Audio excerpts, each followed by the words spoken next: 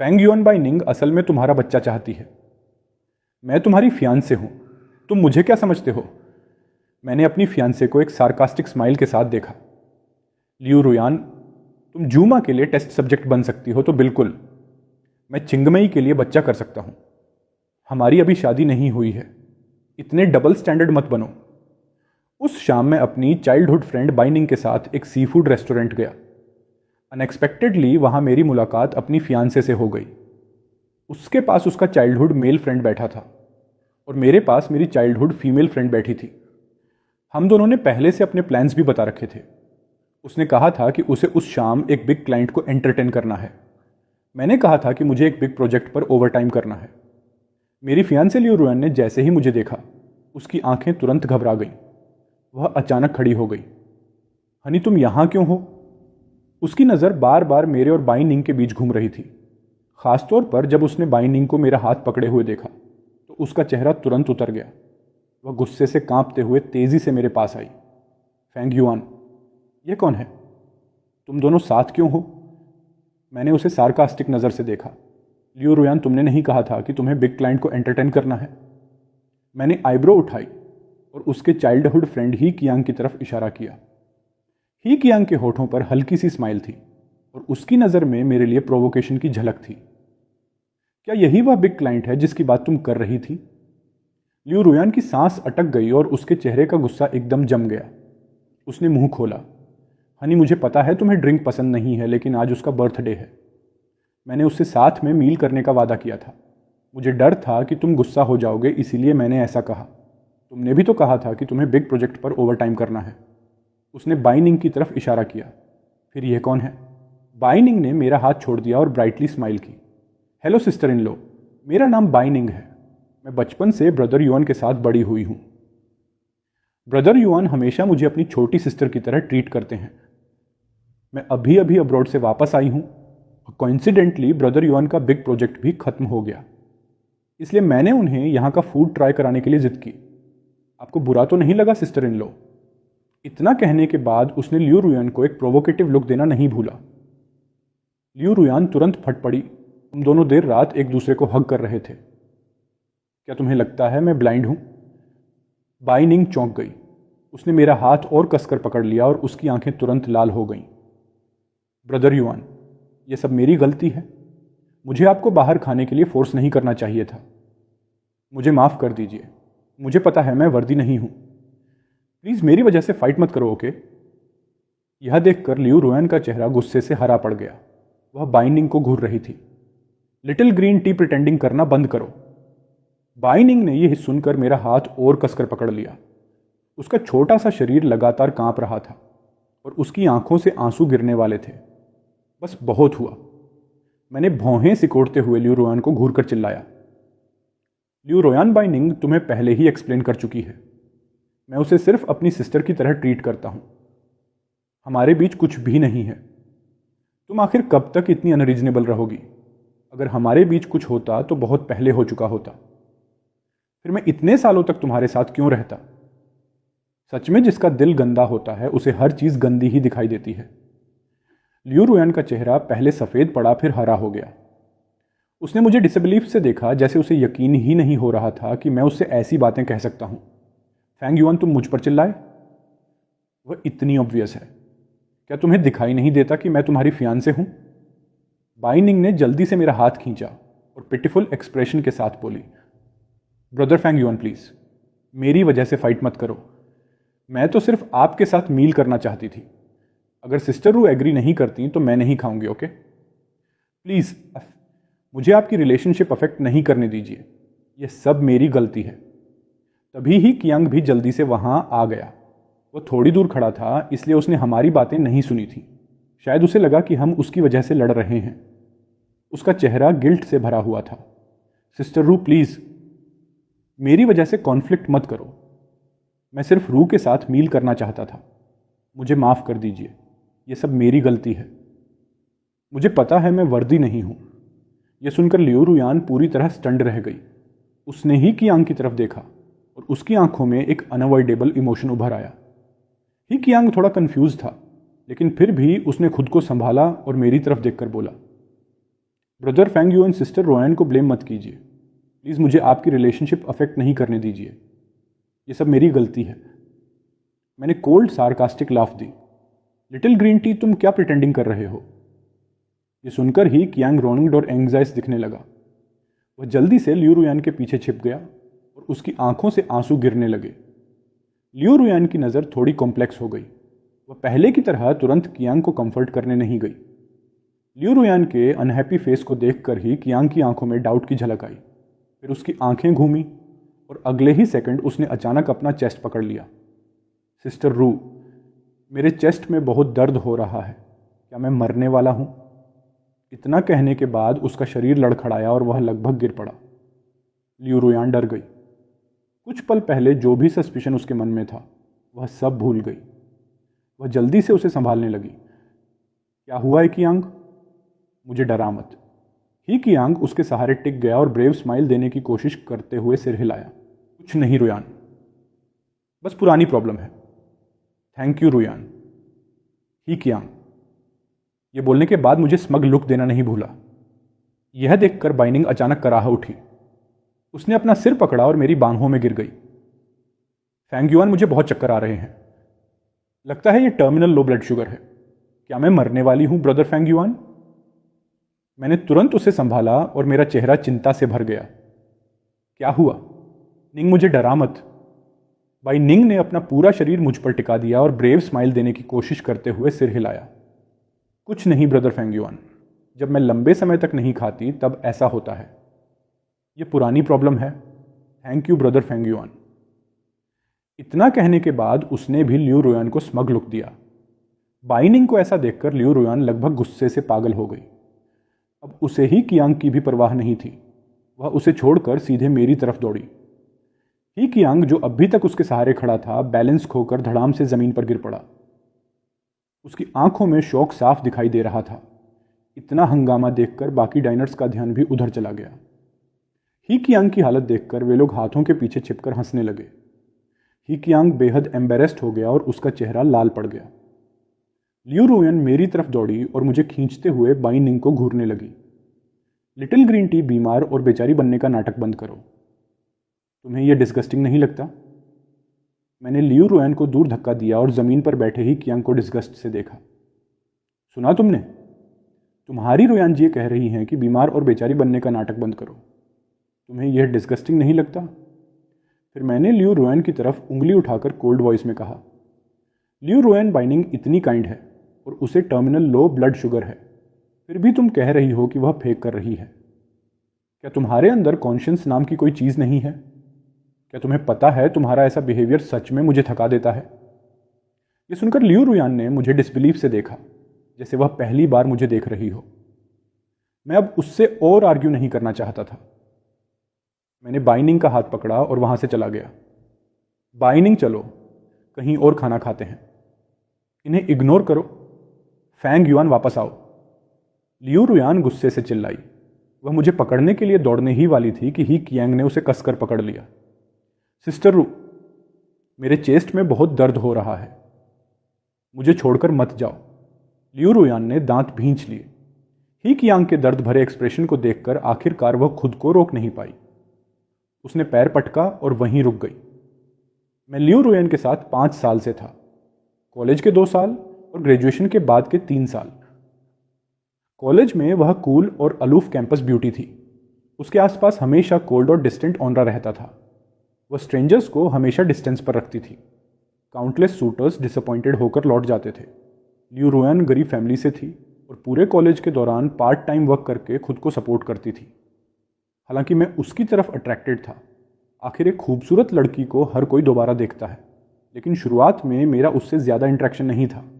फिर junior year में मैं एक रेस्टोरेंट में खाना खाने गया जहां वह कैशियर का काम करती थी। वहीं मैंने देखा कि शिफ्ट मैनेजर उसे सेक्सुअली हैरास कर रहा था। लियू रुयान का सुंदर चेहरा गुस्से से लाल हो गया था। उसके होंठ कसकर बंद थे और वह आंसू गिरने नहीं देना चाहती थी। बिना एक सेकंड सोचे मैंने उस क्रीपी आदमी को पंच मार दिया।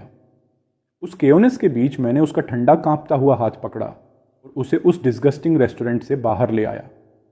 उस रात मैं उसे फेंगहुआंग माउंटेन ले गया। वहाँ उसने मुझे हैरासमेंट की कई ऐसी घटनाओं के बारे में बताया जो उसके साथ पहले भी हो चुकी थीं। उसने कई बार पुलिस में रिपोर्ट की थी और बार बार जॉब्स बदली थी। बस यह रेस्टोरेंट मैनेजर पहले के क्रीप्स से ज़्यादा बोल्ड और डिस्गस्टिंग था। बाद में मैंने उसे अपने कज़िन के यहाँ काम दिलवा दिया। मेरे कज़िन की देखरेख में उसके साथ फिर कभी ऐसा कुछ नहीं हुआ। वह मेरी बहुत ग्रेटफुल थी और उसने खुद मुझे मील के लिए इनवाइट किया। फिर धीरे धीरे हम नेचुरली साथ आ गए। हर हॉलिडे पर मैं उसे गिफ्ट देता था और वह भी मेरे लिए बहुत केयरफुली गिफ्ट तैयार करती थी।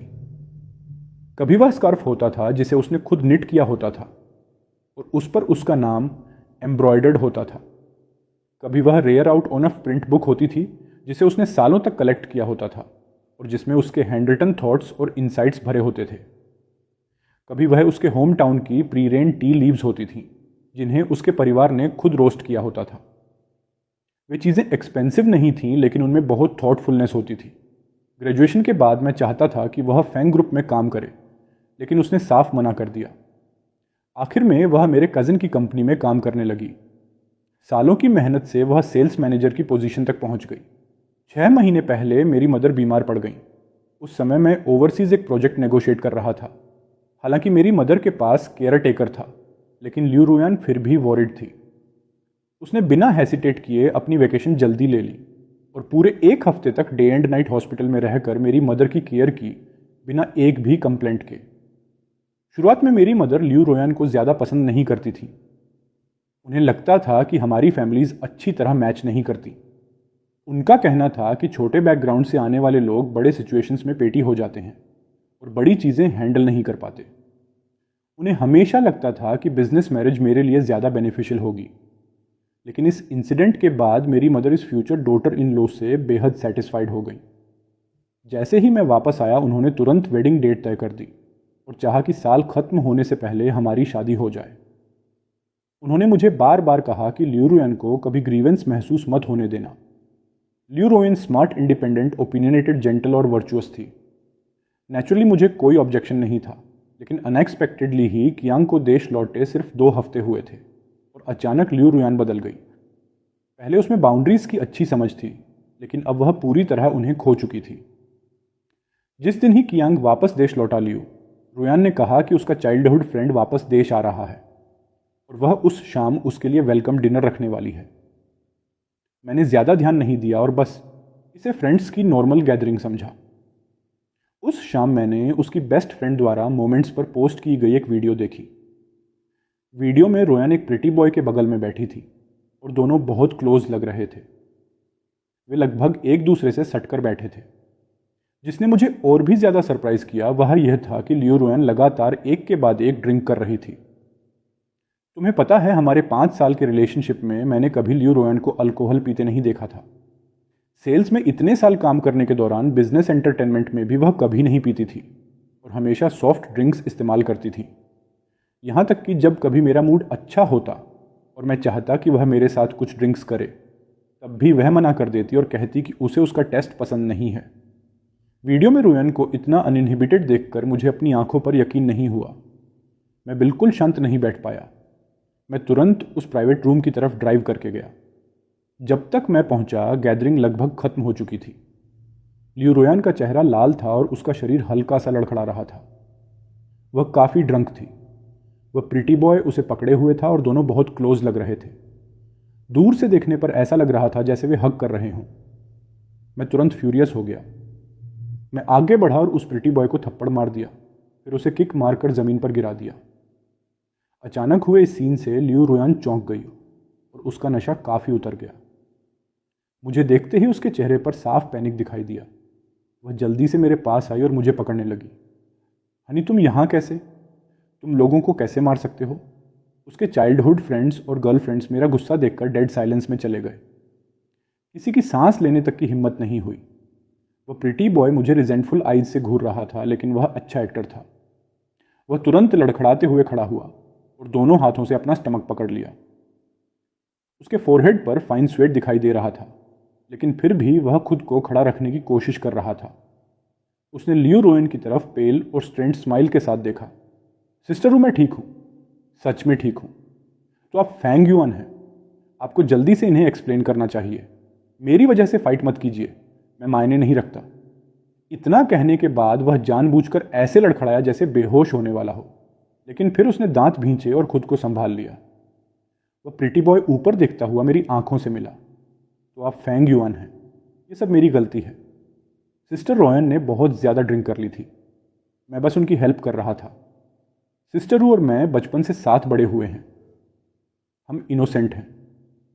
प्लीज़ गलत मत समझिए। लियू रोयन ने मुझे कॉम्प्लेक्स एक्सप्रेशन से देखा। हनी, मैंने सच में बहुत ज़्यादा ड्रिंक कर ली थी और ही कियांग बस मेरी हेल्प कर रहा था। तुमने सच में गलत समझा है। मैं अब भी उसे सार्कास्टिक स्माइल के साथ देख रहा था। ओ सच में? यहां तुम्हारे इतने चाइल्डहुड फ्रेंड्स और गर्लफ्रेंड्स हैं, लेकिन उनमें से कोई तुम्हारी हेल्प नहीं कर सकता था।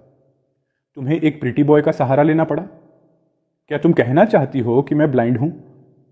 लियू रुयान का चेहरा सफ़ेद पड़ गया। वह काफ़ी देर तक हकलाती रही, लेकिन कुछ और नहीं बोल पाई। मैंने उससे और बहस नहीं की और मुड़कर जाने लगा। लियू रुयान पैनिक हो गई और तुरंत मेरे पीछे भागी। यहां तक कि जब ही कियांग ने बेहोश होने का नाटक किया, तब भी उसने सिर्फ एक बार पीछे मुड़कर देखा और फिर उसे इग्नोर कर दिया। अगले आधे महीने तक ही कियांग आधी रात में लियू रुयान को कॉल करता रहा। कभी कहता कि उसकी तबीयत ठीक नहीं है और वह चाहता है कि वह आकर उसे देखे। कभी कहता कि उसे ठंडर से डर लगता है और वह अकेले सो नहीं सकता। कभी कहता कि वह गिर गया है और चल नहीं पा रहा।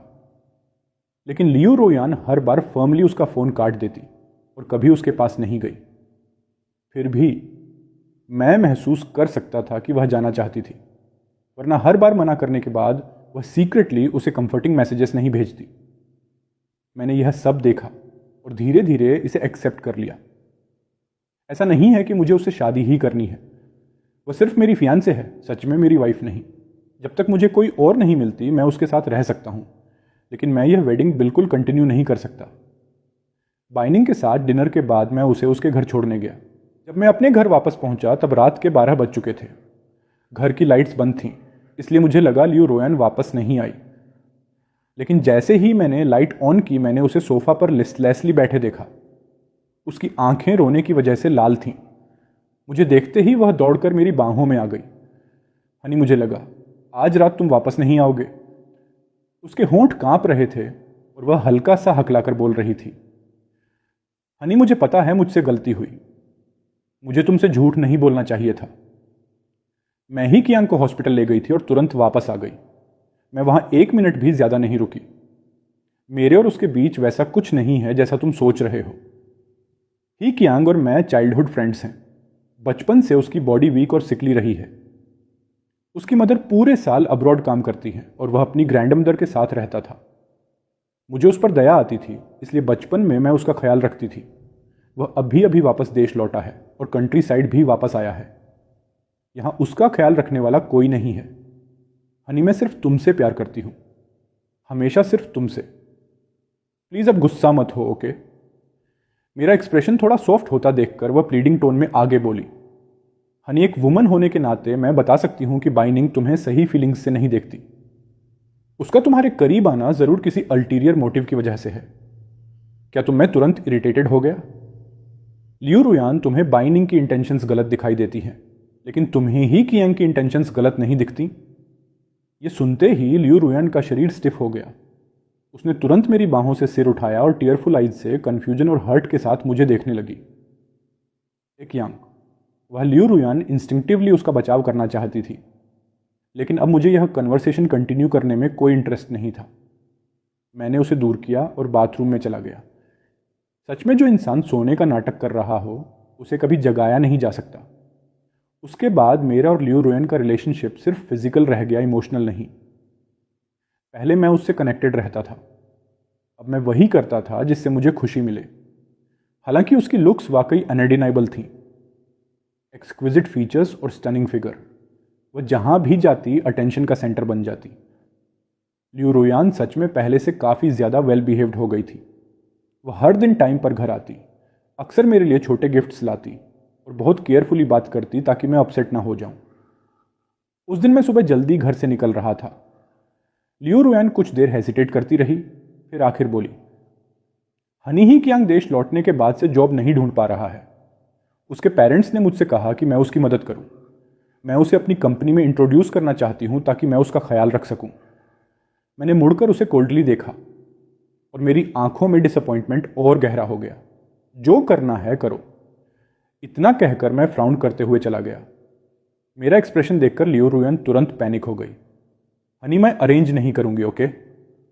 गुस्सा मत हो। उसी आफ्टरनून बाइनिंग ने मुझे कॉल किया। उसकी आवाज़ सॉफ्ट और वीक थी। उसने कहा कि उसने नाइटमेयर देखा है। मैं समझ सकता था कि उसकी मेंटल स्टेट ठीक नहीं थी। बाई फैमिली का घर हमारे पुराने घर के ठीक बगल में था, बस एक वॉल का फर्क था। जब मैं बाई रेजिडेंस पहुंचा तो नैनी ने डोर खोला। यंग मास्टर फैंग, आप आ गए। मैंने सिर हिलाया और सीधे अपस्टेयर्स चला गया। बाइनिंग के बेडरूम का डोर खुला था। मैं अंदर गया। उसका रूम बहुत गर्ली पिंक टोन में डेकोरेटेड था और वहां हल्की फ्रेग्रेंस फैली हुई थी। बेड पर पिंक स्टफ्ड एनिमल्स बिखरे पड़े थे और एक क्यूट वैनिटी टेबल भी था। मुझे देखते ही बाइनिंग खुद को संभालकर बैठने लगी। ब्रदर फैंग युआन, आप आ गए। उसकी आवाज़ वीक थी और उसमें हैवी नेजल टोन थी। उसकी आंखें भी लाल थीं। ब्रदर फैंग युआन, मैं ठीक हूं। मैंने बस मॉम और डैड का सपना देखा। मैं थोड़ी टायर्ड हूं। इतना कहते हुए वह कुछ बार कफ करने लगी और उसके राउंड शोल्डर्स हल्के से कांप उठे। बाइनिंग पहले से ही बेहद ब्यूटीफुल थी, खासतौर पर उसकी स्ट्रेट ब्यूटीफुल लेग्स, जिन्हें इवन लियो रुयन भी मैच नहीं कर सकती थी।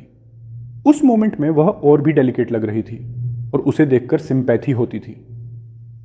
मैंने प्यार से उसके छोटे सिर को स्ट्रोक किया और वह इंस्टिंक्टिवली मेरी पाम से लगकर रब करने लगी। ऑलराइट, इस आफ्टरनून मेरे पास कुछ काम नहीं है।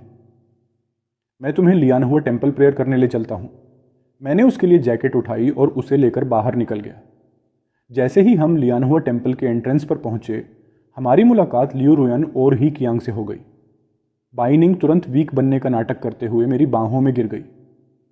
बाइनिंग को पूरा बॉडी मुझ पर टिकाए देखकर लियो रुयन की आंखें तुरंत लाल हो गईं। वह गुस्से में मेरी तरफ बढ़ी। हनी, मैं तुम्हारी फियांसे हूं, तुम उसे कैसे पकड़ सकते हो? मैं हंस पड़ा और सार्कास्टिकली ही कियांग की तरफ देखा। तो तुम्हारे लिए एक प्रीटी बॉय के साथ एम्बिग्यूअस रिलेशन रखना ठीक है, लेकिन मैं किसी और का ख्याल नहीं रख सकता। लियो रुयन, इतनी डबल स्टैंडर्ड मत बनो। लियो रुयन काफ़ी देर तक कुछ नहीं बोल पाई, फिर एंग्जाइटली समझाने लगी। कियांग अपने चेस्ट टाइटनेस की मेडिसिन ले रहा है, लेकिन उसे आराम नहीं मिल रहा। मैं उसे यहाँ ब्लेसिंग्स के लिए लाई हूँ। यहाँ उसका कोई फ्रेंड नहीं है। मैं बस उसकी मदद कर रही थी। बाइनिंग ने इनोसेंटली आंखें झपकाईं। मिस लियू, आपको पता है मुझे टर्मिनल लो ब्लड शुगर है। अभी पहाड़ चढ़ते समय मुझे बहुत चक्कर आए और मैं ठीक से खड़ी नहीं हो पाई। मेरी फैमिली भी सब अब्रॉड है, इसलिए मैं सिर्फ ब्रदर फेंग युआन से हेल्प मांग सकती थी। देखिए, आपके पास खड़ा वह प्रिटी बॉय भी सिर्फ इसलिए खड़ा है क्योंकि आप उसे पकड़े हुए हैं। बाइनिंग ने एग्जैजरेशन के साथ मुंह खोला। वह बीमार होने का नाटक तो नहीं कर रहा। लियो रुयन गुस्से से पागल हो गई और बाइनिंग को मारने के लिए हाथ उठाया। क्या बकवास कर रही हो? कौन मेरा प्रिटी बॉय? चुप हो जाओ। लेकिन लियो रुयन का हाथ नीचे नहीं आया क्योंकि मुझसे ज्यादा तेज कोई नहीं था। मैंने उसे सीधे चेहरे पर थप्पड़ मार दिया। उस थप्पड़ की तेज आवाज लियानहुआ टेम्पल के कोर्टयार्ड में बहुत कर्कश लग रही थी।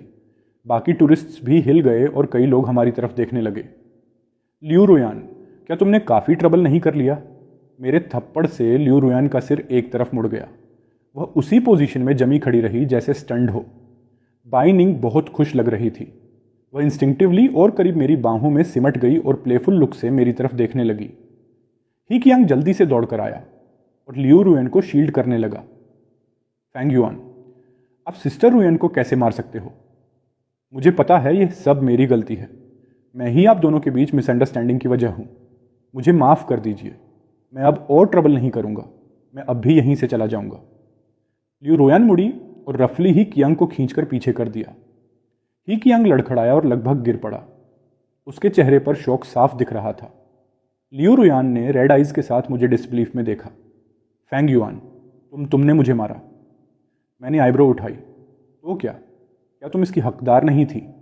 बाइनिंग इतनी काइंड है, फिर भी तुम उसे बार बार टारगेट क्यों करती हो? तुम मुझे डिसअपॉइंट करती हो।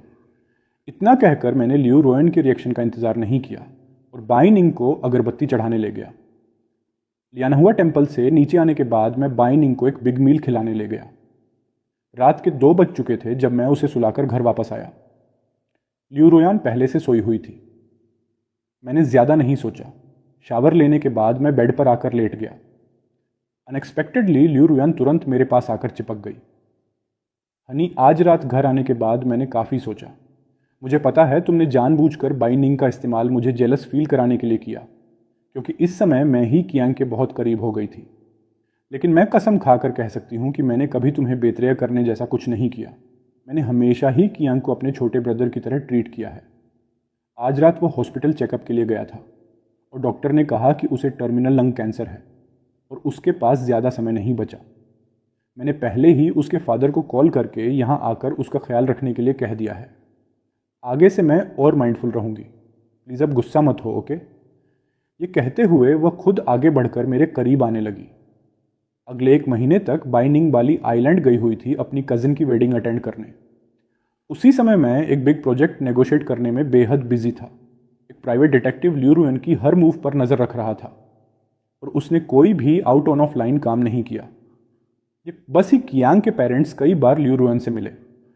मैंने ज़्यादा ध्यान नहीं दिया, बस मैंने नोटिस किया कि लियू रुयन दिन पर दिन ज़्यादा हैगार्ड दिखने लगी थी, जैसे हमेशा किसी भारी चिंता में डूबी हो। कई बार ऐसा लगा कि वह कुछ कहना चाहती है लेकिन फिर खुद को रोक लेती। जब उसने नहीं कहा तो मुझे भी पूछने की परवाह नहीं थी। उसे स्लीपिंग प्रॉब्लम होने लगी। वह पूरी रात बेड पर टॉसिंग एंड टर्निंग करती रहती। उसकी आंखें और ज़्यादा रेड और ब्लडशॉट हो गईं। 1 महीने बाद प्राइवेट डिटेक्टिव ने मुझे 2 वीडियोस भेजी। उनमें से एक वीडियो में ही कियांग के पेरेंट्स लियू रुयन के सामने घुटनों पर बैठे उससे प्लीड कर रहे थे। दोनों बुजुर्ग लोग अनकंट्रोलेबली रो रहे थे। वीडियो दूर से शूट हुई थी, इसलिए मैं सुन नहीं पाया कि वे क्या कह रहे थे। उस शाम डिनर के दौरान लियू रुयन ने पर्सनली मुझे राइस और सूप सर्व किया और धीरे से मेरे शोल्डर्स मसाज करने लगी। उसने कई बार अपना लिप बाइट किया, हेसिटेट करती रही और आखिरकार कॉशियसली बोली, हनी, वह कियांग सच में टर्मिनल लंग कैंसर से सफ़र कर रहा है। मैंने उसका डायग्नोस्टिक रिपोर्ट देखा है। तुम्हें पता है हम बचपन से साथ बड़े हुए हैं और वह अपने फैमिली का ओनली चाइल्ड है। आज उसके पेरेंट्स मेरे सामने घुटनों पर गिर पड़े। वे चाहते हैं कि मैं कियांग के लिए फैमिली लाइन कंटिन्यू करूं। मेरा एक्सप्रेशन कोल्ड होते देखकर वह तुरंत एक्सप्लेन करने लगी, हनी, वरी मत करो, मैं सिर्फ तुमसे प्यार करती हूं।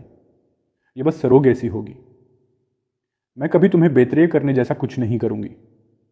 उसकी बातें सुनकर मेरा माइंड कुछ पल के लिए ब्लैंक हो गया। मुझे लगभग लगा कि शायद मेरे ईयर्स में कुछ प्रॉब्लम है। हालांकि मैं मेंटली खुद को प्रिपेयर कर चुका था, फिर भी उसे यह बातें कहते सुनना मेरी रियलिटी परसेप्शन को पूरी तरह तोड़ गया। थैंकफुली मैं पहले ही उसे गिव अप करने का फैसला कर चुका था। उसी मोमेंट मेरे दिल में उसके लिए बची हुई आखिरी अफेक्शन भी खत्म हो गई। अचानक मुझे बाइनिंग की वह जोकिंग बात याद आ गई जो उसने हमारी यूथ में कही थी, ब्रदर फेंग युआन, आजकल डिवोर्स रेट कितना हाई है। मुझे शादी करने से भी डर लगता है। मैंने डिसाइड कर लिया है कि मैं ना डेट करूंगी और ना शादी। फ्यूचर में हम दोनों सिर्फ एक चाइल्ड क्यों नहीं कर लेते और मैं खुद उसे रेज कर लूं। ये सोचकर मेरे लिप्स पर हल्की स्माइल आ गई। हनी, तुम्हें मेरी चाइल्डहुड फ्रेंड बाइनिंग याद है ना? वह नॉन मैरिटलिस्ट है। उसकी सिर्फ एक विश है कि उसका अपना बच्चा हो।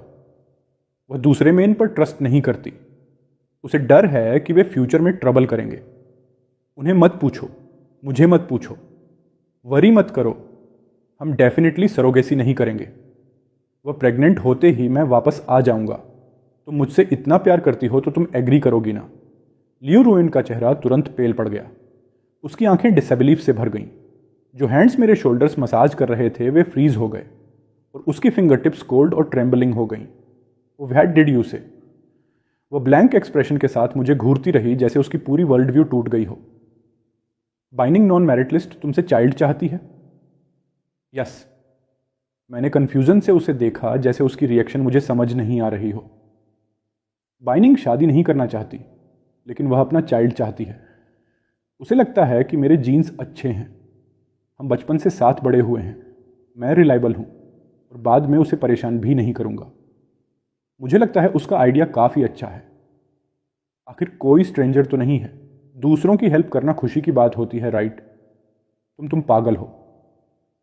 लियू रोयान अपने ईयर्स पर यकीन नहीं कर पा रही थी। फिर वह अचानक मेरे सामने आई और हिस्ट्रिकली चिल्लाने लगी, फेंग युएन, तुम्हें पता भी है तुम क्या बोल रहे हो? बाइनिंग तुम्हारे साथ बच्चा चाहती है। तुम मुझे लियू रोयान क्या समझते हो? मैं तुम्हारी फियांसे हूं, हमारी शादी होने वाली है। You bastard! मैंने उसे सार्कास्टिकली देखा। लियू रोयान, मैं बस अपनी चाइल्डहुड फ्रेंड की हेल्प कर रहा हूं ताकि उसका बच्चा हो सके। तुम इतनी अपसेट क्यों हो रही हो? सुन लो, अगर तुम एग्री नहीं करती तो हमारे बीच सब खत्म। मेरे ब्रेकअप बोलते ही लियू रोयान पूरी तरह ब्रेक डाउन हो गई। वह पागलों की तरह अपने बाल खींचने लगी। Feng Yuen, you bastard, you jerk! तुम उस लिटिल ग्रीन टी के लिए मुझसे ब्रेकअप करना चाहते हो? हम 5 साल से साथ हैं। तुम मेरे साथ ऐसा कैसे कर सकते हो? मैंने कैलमली नैपकिन से अपना माउथ वाइप किया और उसका ब्रेक डाउन शांत होकर देखता रहा। लियू रोयान, क्या हमारा 5 साल का रिलेशनशिप उसी मोमेंट खत्म नहीं हो गया था जब तुमने ही कियांग के लिए सरोगेट बनने की बात कही? लियू रोयान, क्या मैंने तुम्हें नहीं कहा था कि इतनी डबल स्टैंडर्ड मत बनो? मुझे जैकेट पहनकर जाते देख वह धीरे धीरे होश में आई और पूरी तरह पैनिक हो गई। उसकी आंखों से लगातार टीयर्स गिर रहे थे। हनी, ये अलग है। ही कियांग मर रहा है। मैं बस में बेडरूम डोर पर खड़ा हुआ और हाथ उठाकर उसे इंटरप्ट कर दिया। लियू रोयान, तुम जो करना चाहती हो उसका अब मुझसे कोई लेना देना नहीं। जिस मोमेंट तुमने वह बातें कही उसी पल हमारे बीच कोई पॉसिबिलिटी नहीं बची। क्योंकि हमारा ब्रेकअप हो चुका है, मैं यह हाउस तुरंत सेल कर दूंगा। अपना ख्याल रखना। नो। ये देखकर कि मैं सच में जा रहा हूं, लियू रोयान रोती हुई मेरी तरफ झपटी और डेस्परेटली मेरे आर्म से लिपट गई। हनी, ब्रेकअप मत करो। मुझसे गलती हुई। सच में मुझे अपनी गलती समझ आ गई। मैं कभी ही कियांग की रिक्वेस्ट एग्री नहीं करूंगी। I swear. मैं अभी उन्हें कॉल करके रिफ्यूज कर दूंगी। फेंग युएन, मैं तुमसे बैक कर रही हूं। हमारी शादी होने वाली है। तुम मुझे अबैंडन नहीं कर सकते। वह लगातार सिर हिलाते हुए मुझे देख रही थी। उसकी आईज फियर और प्लीडिंग से भरी थी और टीयर्स नॉनस्टॉप गिर रहे थे। छोड़ो मुझे। मेरी आवाज में कोई इमोशन नहीं था। I want. Feng Yuen, please मुझे एक और चांस दो, बस आखिरी बार। मैं प्रॉमिस करती हूं अब से तुम्हारी हर बात मानूंगी। मैं फिर कभी ही कियांग से नहीं मिलूंगी। हम दोनों अच्छी लाइफ जिएंगे। हनी, मैं तुम्हारा बच्चा करूंगी, सिर्फ तुम्हारा। मेरी पेशेंस पूरी तरह खत्म हो चुकी थी। मैंने उसे जोर से धक्का दिया। वह चीखते हुए फ्लोर पर गिर पड़ी। पेन इग्नोर करते हुए वह सिर्फ फियरफुल और डेस्परेट आइज से मुझे देखती रही। उसके फेस पर टीयर्स लगातार बह रहे थे और वह लगातार सिर हिला रही थी। लियू रोयान, कुछ बातें एक बार कह देने के बाद वापस नहीं ली जा सकती। जैसे वह चाइल्ड जो तुम ही कियांग की फैमिली के लिए चाहती थी। जैसे वह ब्रेकअप जिसकी बात मैंने अभी की। अब हमारे बीच कोई पॉसिबिलिटी नहीं बची। इतना कहकर मैं डिसाइसिवली मुड़ा और डोर जोर से बंद करके बाहर निकल गया। No, Feng Yuen, Feng Yuen, वापस आओ। कमरे के अंदर से उसकी डेस्परेट और हार्ट ब्रोकन क्राइज सुनाई दे रही थी। मैं बिना पीछे देखे सीधे फ्रंट डोर से बाहर निकल गया। अपनी कार में बैठते ही मैंने तुरंत अपने असिस्टेंट को कॉल किया और हाउस का सौदा जल्द से जल्द पूरा करने के लिए कहा। यह बड़ा डाउनटाउन अपार्टमेंट फेंग ग्रुप और मेरे कजिन की कंपनी दोनों के करीब था। मैंने यह खास तौर पर इसलिए खरीदा था ताकि लियू रोयान आसानी से आ जा सके। मैं ड्राइव करके फेंग फैमिली ओल्ड हाउस वापस आ गया। वहां काफी आरामदायक माहौल था। बटलर अंकल फू मुझे इतनी रात में वापस देखकर हैरान हो गए। यंग मास्टर, आप वापस आ गए। मैंने सिर हिलाया। मैं कुछ समय यहीं रहूंगा और यहीं खाना खाऊंगा। प्लीज सारी व्यवस्था कर दीजिए। Understood young master. अगले कुछ दिनों तक लियू रोयान मुझे ढूंढते ढूंढते लगभग पागल हो गई। वह मेरी कंपनी तक आकर हंगामा करने लगी और सिक्योरिटी ने उसे सीधे बाहर निकाल दिया।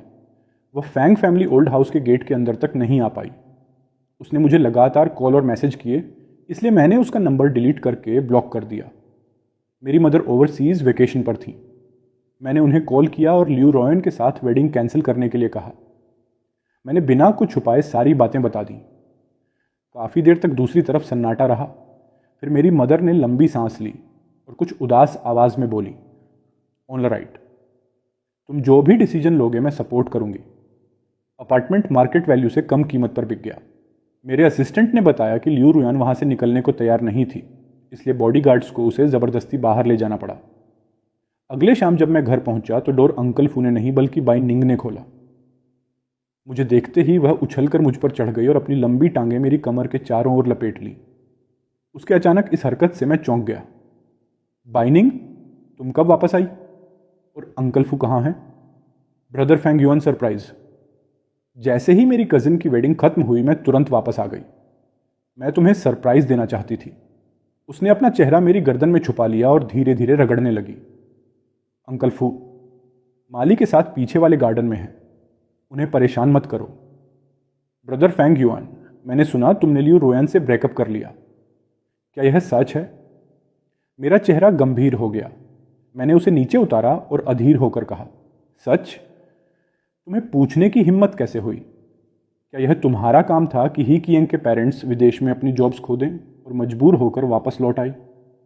बाइनिंग की आंखें तुरंत लाल हो गईं।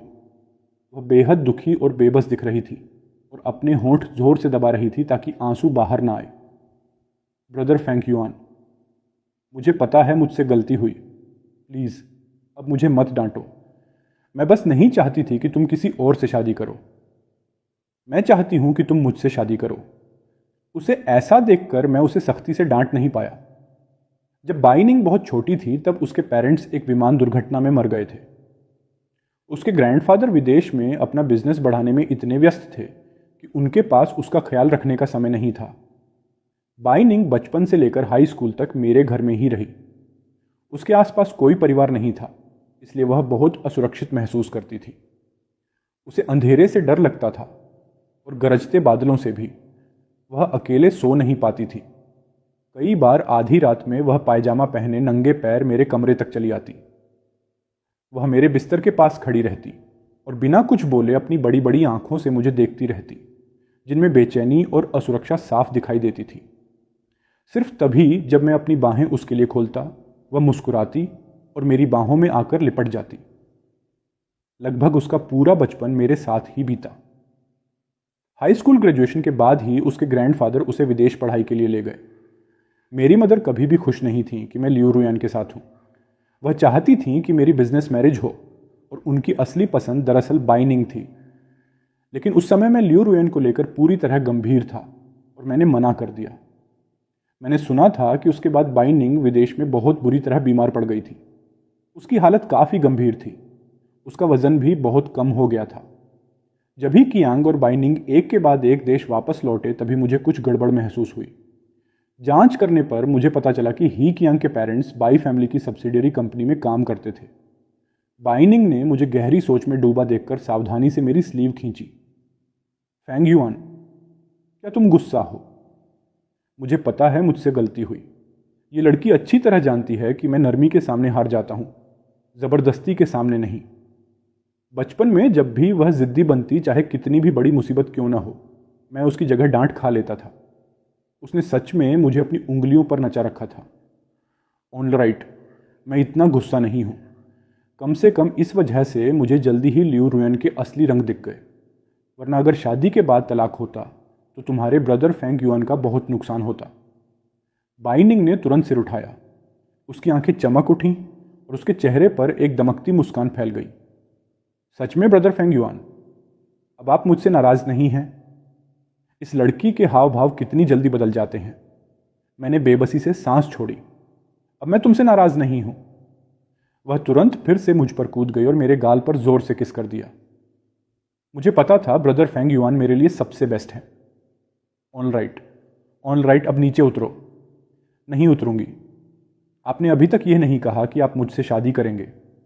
बाइनिंग के साथ खाना खत्म करने के बाद अंकल फू हिचकिचाते हुए हमारे पास आए।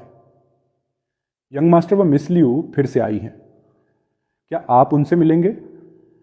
जैसे ही मैं विला से बाहर निकला, लियू रुयान की नज़र मेरे पीछे खड़ी बाइनिंग पर टिक गई। बाइनिंग की खूबसूरती उससे किसी भी तरह कम नहीं थी, बल्कि वह उससे 5 सेंटीमीटर लंबी और कई साल छोटी थी। एक पल में लियू रुयान की आंखें गुस्से से लाल हो गईं, जैसे वह बाइनिंग को निगल जाना चाहती हो। तो यह तुम हो लिटिल ग्रीन टी? क्या तुमने मेरे फियांसे को बहकाकर उसे मुझसे ब्रेकअप करने पर मजबूर किया? तुम बुरी औरत। वह बाइनिंग की तरफ झपटी। बाइनिंग घबरा गई और जल्दी से मेरे पीछे छुप गई। मैंने लियू रुयान को जोरदार थप्पड़ मार दिया। वह पहले से ही अस्थिर थी और इतनी तेजी से दौड़ रही थी कि लड़खड़ाकर जमीन पर गिर गई और चीख उठी। उसने ऊपर मेरी तरफ देखा। उसका चेहरा पूरी तरह टूट चुका था और उसकी आवाज़ रोने से भरी हुई थी। फेंगयुआन, तुमने इस ग्रीन टी के लिए मुझे मारा। मैंने ऊपर से उसे ठंडी नज़र से देखा। लियू रुयान, यहाँ तमाशा करना बंद करो। क्या तुम्हें अपने दिल में नहीं पता कि हमारा ब्रेकअप क्यों हुआ? अपने चाइल्डहुड फ्रेंड के लिए बच्चा पैदा करने जाने की बजाय तुम मुझे क्यों परेशान कर रही हो? लियू रुयान का चेहरा एकदम सफ़ेद पड़ गया। वह बेतहाशा सिर हिलाने लगी। नहीं है युआन, ऐसा नहीं है। मुझसे गलती हुई, सच में मुझसे गलती हुई। हाल में मेरा कियांग से कोई लेना देना नहीं रहा। युआन, मैं सच में सिर्फ तुमसे प्यार करती हूँ। प्लीज़ मुझे एक और मौका दो। मैं सच में ही कियांग को सिर्फ भाई की तरह देखती हूँ। मैंने कभी तुम्हें धोखा नहीं दिया।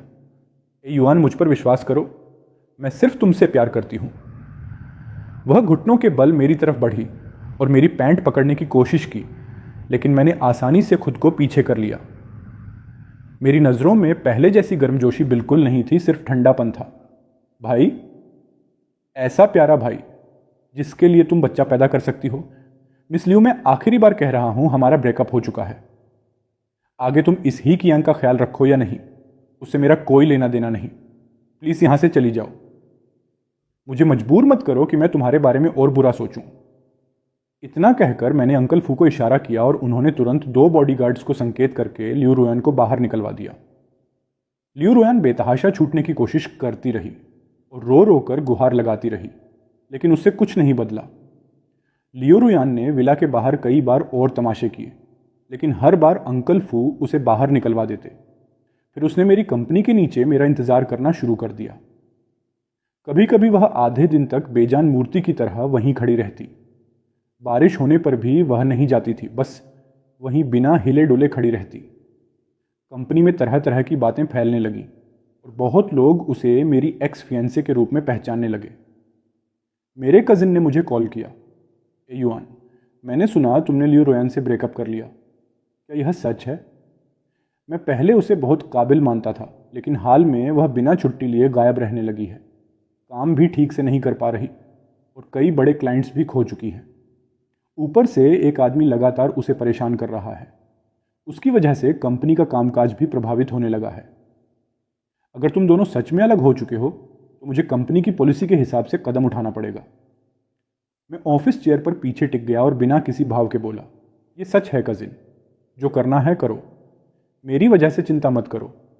ऑलराइट, जब तुमने खुद कह दिया है तो अब मुझे समझ आ गया क्या करना है। ओके कजिन, जब फ्री हो तो मैं आपको मील ट्रीट दूंगा। श्योर।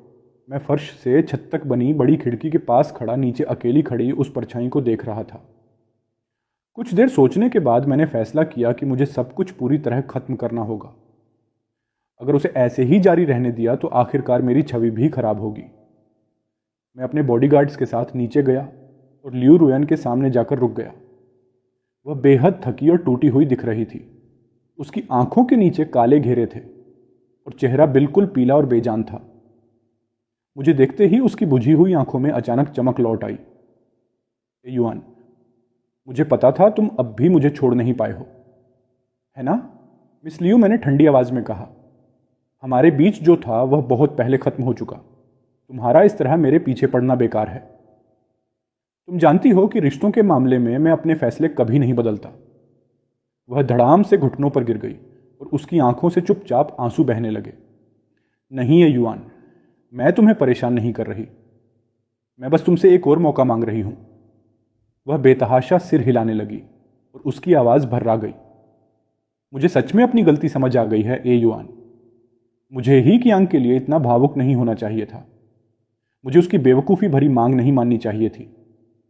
लेकिन मैंने कभी तुम्हें धोखा नहीं दिया। मैं सिर्फ तुमसे प्यार करती हूं।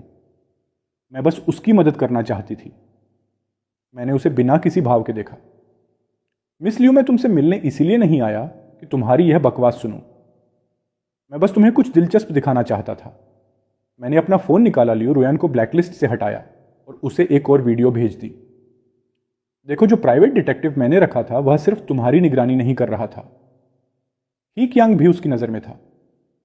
लियू रुयान ने वीडियो खोली और उसकी आंखें हैरानी से फैल गईं। वीडियो में साफ साफ ही कियांग और उसके पेरेंट्स की पूरी साजिश दिखाई दे रही थी। हॉस्पिटल के एक सुनसान कोने में ही कियांग चेहरे पर घमंडी मुस्कान लिए बैठा था। डैड मॉम चिंता मत करो, ये मेडिकल रिकॉर्ड नकली है। जब तक मैं कहता रहूंगा कि मैं मर रहा हूं और आप लोग सिस्टर रुयान से हाथ जोड़कर विनती करते रहेंगे, वह ज़रूर मान जाएगी कि वह मेरा बच्चा पैदा करे। सिस्टर यान बचपन से बहुत नरम दिल रही है। बाहर से ठंडी दिखती है लेकिन अंदर से बहुत दयालु है। अगर हम सब उससे विनती करेंगे तो वह हाँ कह देगी। मैं बचपन से रोयान को पसंद करता हूँ। चाहे वह मेरी ना हो सके, मैं उसे किसी और से शादी नहीं करने दूंगा। जब उसके पास मेरा बच्चा होगा तो वह उसे छोड़ नहीं पाएगी। तब वह पूरी जिंदगी मेरी होकर रह जाएगी। उसकी मदर की आंखें चमक उठी। बेटा, मुझे लगता है यह तरीका काम कर जाएगा। मैंने सुना है सिस्टर यान एक बड़ी कंपनी में सेल्स मैनेजर है। उसकी सैलरी तो मेरे सपनों से भी ज़्यादा है।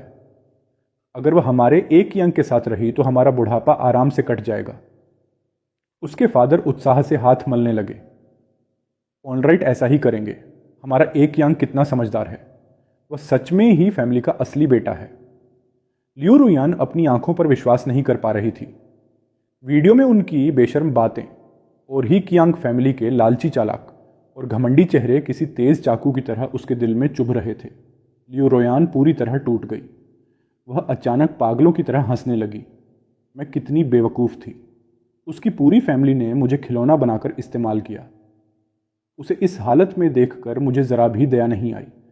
अब उसके पास मुझसे माफ़ी मांगने का भी कोई हक नहीं बचा था। हंसते और रोते हुए वह लड़खड़ाते कदमों से वहाँ से चली गई। थोड़ी देर बाद उसे अपने बॉस का कॉल आया। लियू रुयान, तुम्हारी बार बार बिना वजह गैरहाजिरी और कंपनी का कई मिलियन डॉलर का ऑन ऑर्डर घुमाने की वजह से शेयर होल्डर्स ने सर्वसम्मति से तुम्हारी नौकरी खत्म करने का फैसला लिया है।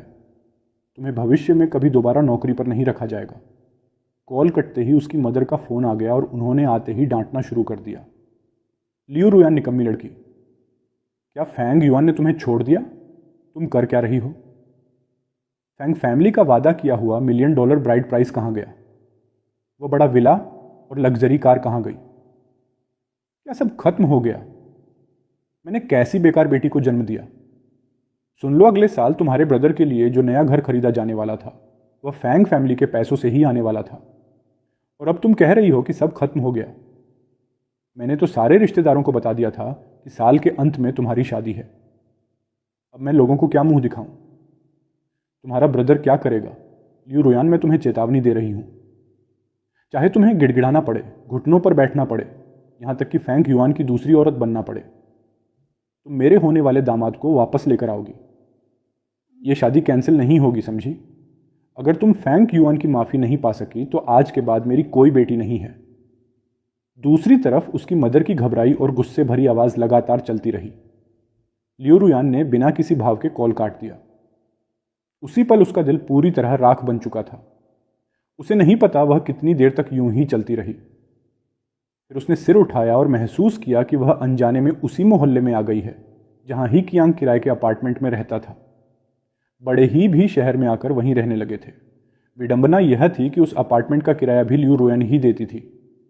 वह लिफ्ट से 13वीं मंजिल पर पहुंची और दरवाज़ा खटखटाया। तीनों ही उसे देखकर बेहद खुश हो गए। रुयान, तुम आ गई, अंदर आओ, अंदर आओ, बैठो। फादर ही और मदर ही ने जल्दी से ही कियांग को इशारा किया। ही कियांग तुरंत कई बार खांसने लगा, जैसे उसकी आखिरी सांसें चल रही हों। सिस्टर रू, आपने हाल में मुझे नज़रअंदाज क्यों किया? मुझे पता है मैं आपके बच्चे के लायक नहीं हूं। रुयान, अब आपको मेरी चिंता नहीं करनी चाहिए।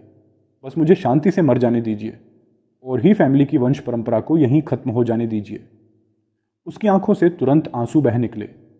यही मेरी किस्मत है। मैं सिस्टर रू को दोष नहीं दूंगा। लियू रुयान की नज़रें पूरी तरह खाली थीं। वह बिना कुछ बोले ही कियांग को घूरती रही। फिर अपना फ़ोन निकाला और पूरी ही फैमिली के सामने वह वीडियो चला दी। तीनों के चेहरे उसी पल जम गए। पूरा कमरा सन्नाटे में डूब गया। वीडियो में फादर ही की आवाज़, वह सच में ही फैमिली का असली बेटा है, कमरे में गूंजने लगी। लियू रुयान बस चुपचाप उन्हें ऐसे देख रही थी जैसे वे 3 गंदे और घिनौने कचरे के ढेर हों। कियांग आखिर संभला और जल्दी जल्दी सफाई देने लगा। सिस्टर रू, ये सच नहीं है। ये वीडियो नकली है। ये फैंग युआन का काम है ना, उसी ने आपको यह दिया है। वह हमारे रिश्ते से जलता है, वह मुझे फंसाना चाहता है। सिस्टर रु यान, आपको मुझ पर विश्वास करना होगा। मैंने सुना है फैंग युआन अब आपको नहीं चाहता। वह आपको नहीं चाहता, लेकिन मैं चाहता हूं। सिस्टर रु यान, मैं बचपन से आपको पसंद करता हूं, प्लीज कुछ तो कहिए। लियू रुएन ने ही कियांग की जमकर पिटाई की और फिर उसकी पूरी फैमिली को अपार्टमेंट से बाहर निकाल दिया, जिससे उन्हें सड़क पर रात गुजारनी पड़ी। उधर मेरी तरफ मैं अब भी शावर लेकर बिस्तर पर लेटा ही था कि बाई निंग चुपचाप मेरे कमरे में आ गई। वह मासूम सा चेहरा बनाकर बार बार पूछने लगी, फैंग युआन, क्या आप मुझसे शादी करेंगे या नहीं? मैंने बेबस होकर जवाब दिया, हाँ मैं तुमसे शादी करूंगा, ठीक है।